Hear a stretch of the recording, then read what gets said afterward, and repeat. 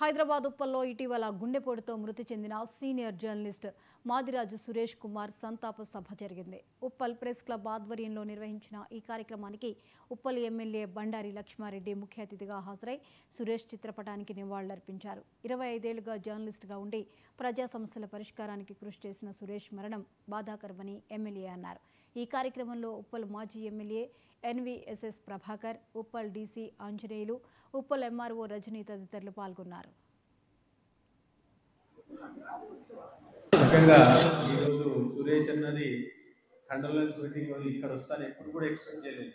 ఆ రోజు కూడా చనిపోయిందంటే నేను చాలా బాధపడ్డాను.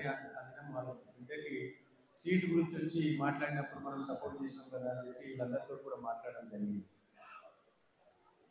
అలాగనే సురేష్ అన్న మా అన్న ఎమ్మెల్యే ఉన్నప్పుడు కూడా మా అన్నతో కూడా కోఆర్డినేట్ చేసుకుంటూ అందరు చేస్తా ఉన్నారని చెప్పి వీళ్ళందరూ చెప్తా ఉన్నారు ప్రెస్ క్లబ్లో.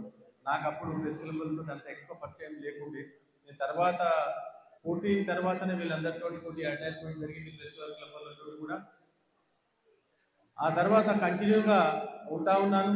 మొన్న కూడా ప్రెస్ క్లబ్కు చిన్న ప్రాబ్లం ఉందంటే నేను డెఫినెట్గా మీకు ఏ ప్రాబ్లం ఉన్నా ప్రెస్ సంబంధించింది ఎవరికి ఏ అవసరాలు ఉన్నా కూడా డెఫినెట్గా నేను ఉండి మీకు పనిచేస్తానని చెప్పి కోరుకుంటున్నాను. నేను ముఖ్యంగా ప్రెస్ రిపోర్టర్లు అందరూ కూడా మీరు ఇన్సెట్ వేసుకోగానే ఎక్కేసుకోగానే అందరూ ఏమనుకుంటే డైలీ లక్షల రూపాయలు సంపాదించుకుంటారు అనుకుంటున్నారు, కానీ బయట జనాలకు తెలియదు. నాకు తెలుసు మా డ్రైవర్ కంటే కూడా మీరు తక్కువ సంపాదించడం అనిపిస్తుంది నాకు.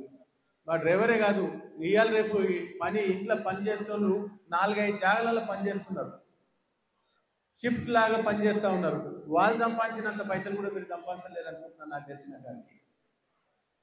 కాబట్టి మీ అందరు కూడా నేను సపోర్ట్గా ఉండి పనిచేస్తానని చెప్పి కోరుకుంటున్నాను.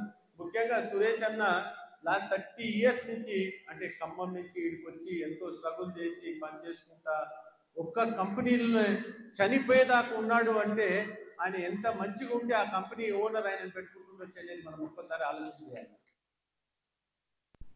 ప్రకాశం జిల్లా మరిపూడిలో దారుణ హత్య జరిగింది.